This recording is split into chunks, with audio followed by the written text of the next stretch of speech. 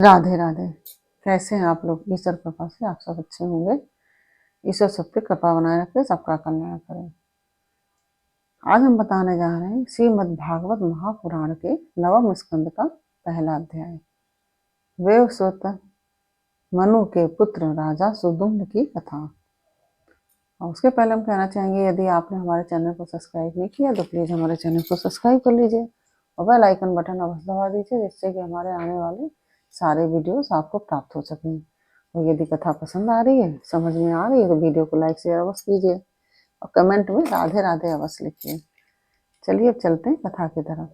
श्रीमन्नारायण नारायण हरि हरि भजमन्नारायण नारायण हरि हरि, तेरी लीला सबसे प्यारी प्यारी, हरि हरि तेरी लीला सबसे न्यारी न्यारी, हरि हरि श्रीमन्नारायण नारायण हरि हरि भजन नारायण नारायण हरि हरि।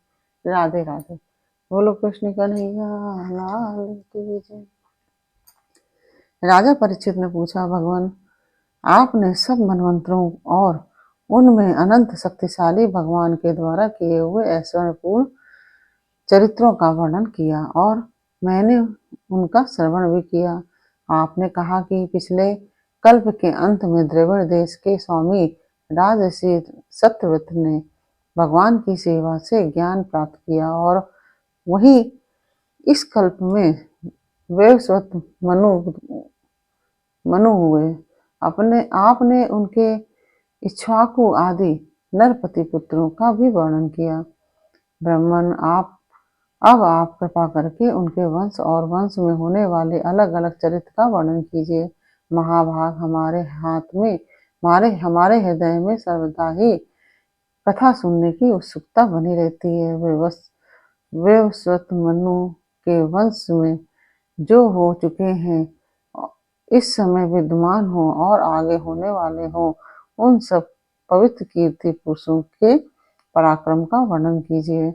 सूत जी कहते हैं, सौनक आदि ऋषियों ब्रह्मवादी ऋषियों की सभा में राजा परीक्षित ने जब यह प्रश्न किया, तब धर्म के परम मर्मज्ञ भगवान श्री सुखदेव जी ने कहा कि परीक्षित, तुम मनुवंश का वर्णन संक्षेप से सुनो। विस्तार से तो सैकड़ों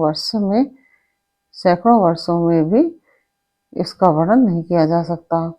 जो परम पुरुष परमात्मा छोटे बड़े सभी प्राणियों की आत्मा है, प्रलय के समय केवल वही थे। यह विश्व तथा और कुछ भी नहीं था। महाराज, उनकी नाभि से एक स्वर्णमय कमलकोश प्रकट हुआ।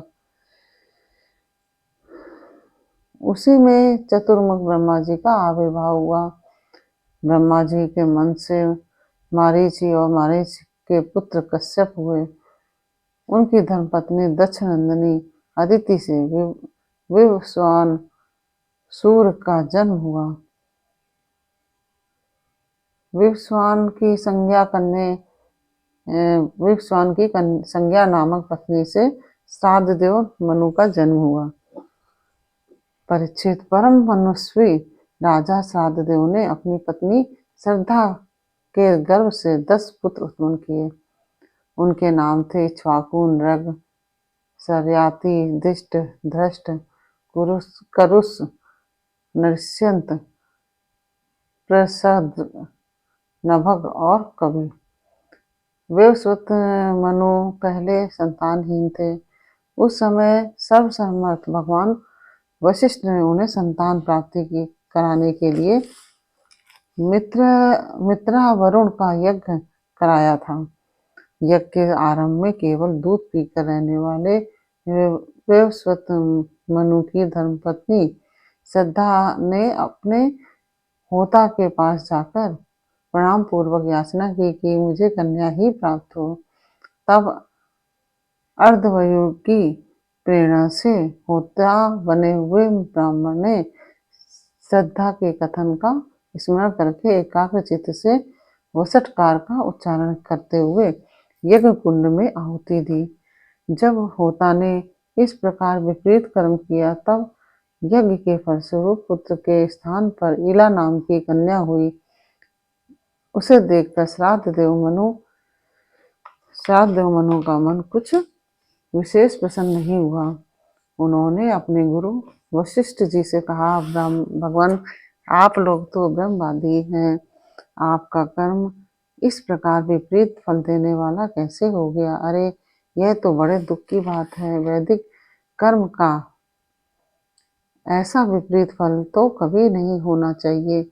आप लोगों का मंत्र ज्ञान तो पूर्ण है ही। इसके अतिरिक्त आप लोग जितेंद्रिय भी हैं और तपस्या के कारण निष्पाप हो चुके हैं।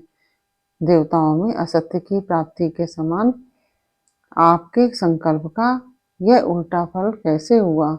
परीक्षित, हमारे वृद्ध प्रपितामह भगवान वशिष्ठ ने उनकी यह बात सुनकर जान लिया कि होता ने विपरीत संकल्प किया है। इसलिए उन्होंने वैवस्वत मनु से कहा, राजन, तुम्हारे होता के विपरीत संकल्प से ही हमारा संकल्प ठीक ठीक पूरा नहीं हुआ है। फिर भी अपने तप के प्रभाव से मैं तुम्हें श्रेष्ठ पुत्र दूंगा। परीक्षित, परम यशस्वी भगवान वशिष्ठ ने ऐसा निश्चय करके उस इला नाम की कन्या को ही पुरुष बना देने के लिए पुरुषोत्तम भगवान नारायण की स्तुति की। सर्वशक्तिमान भगवान श्री हरि ने संतुष्ट होकर उन्हें मुंह मांगा वर दिया, जिसके प्रभाव से वह कन्या ही सुदुम्न नामक श्रेष्ठ पुत्र बन गई।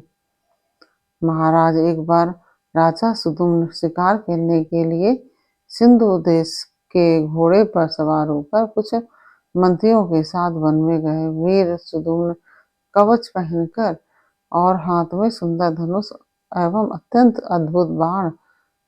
अद्भुत बाण लेकर हरिणों का पीछा करते हुए उत्तर दिशा में बहुत आगे बढ़ गए।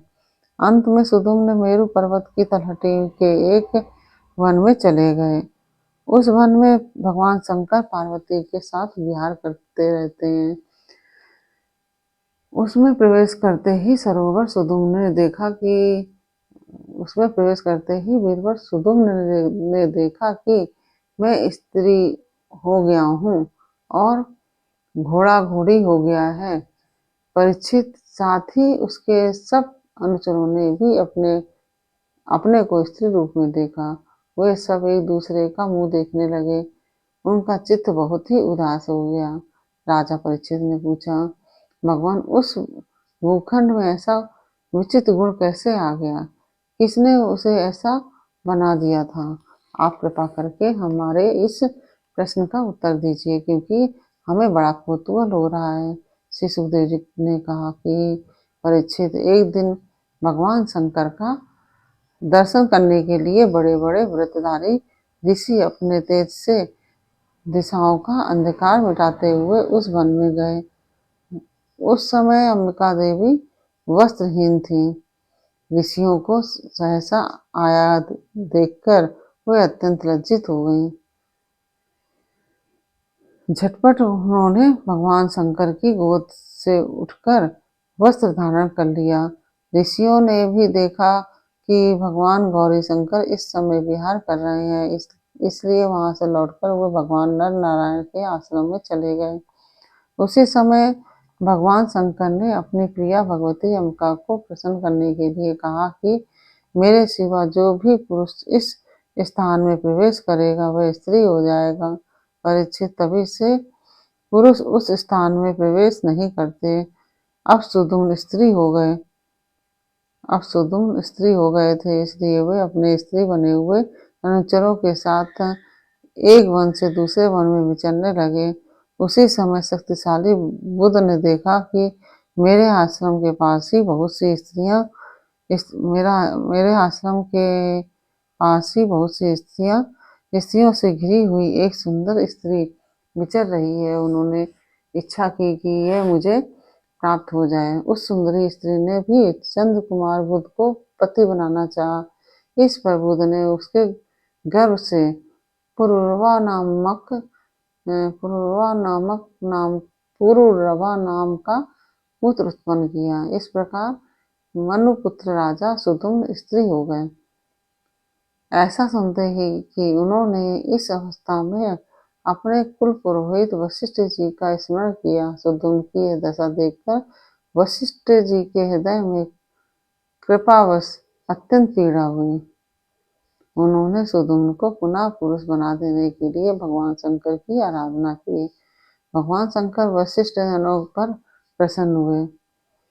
परीक्षित, उन्होंने उनकी अभिलाषा पूर्ण करने के लिए अपनी वाणी को सत्य देखते हुए ही यह बात कही। वशिष्ठ, तुम्हारा यह यजमान 1 महीने तक पुरुष रहेगा और 1 महीने तक स्त्री। इस अवस्था से सुदुम्न इच्छा अनुसार पृथ्वी का पालन करें। इस प्रकार वशिष्ठ जी के अनुग्रह से व्यवस्था पूर्वक अभीष्ट पुरुष तत्व लाभ करके सुदुम्न पृथ्वी का पालन करने लगे, परंतु प्रजा उनका अभिनंदन नहीं करती थी। उनके 3 पुत्र हुए, उत्कल, गय और विमल। परीक्षित, वे सब दक्षिणापथ के राजा हुए। बहुत दिनों के बाद वृद्धावस्था आने पर प्रतिष्ठान नगरी के अधिपति सुदुम्न ने अपने पुत्र पुरुरवा को राज्य दे दिया और स्वयं तपस्या करने के लिए वन की यात्रा की। इस प्रकार से यह पहला अध्याय पूर्ण हुआ। और यह अध्याय आपको कैसा लगा, यह हमें कमेंट बॉक्स में अवश्य बताइए।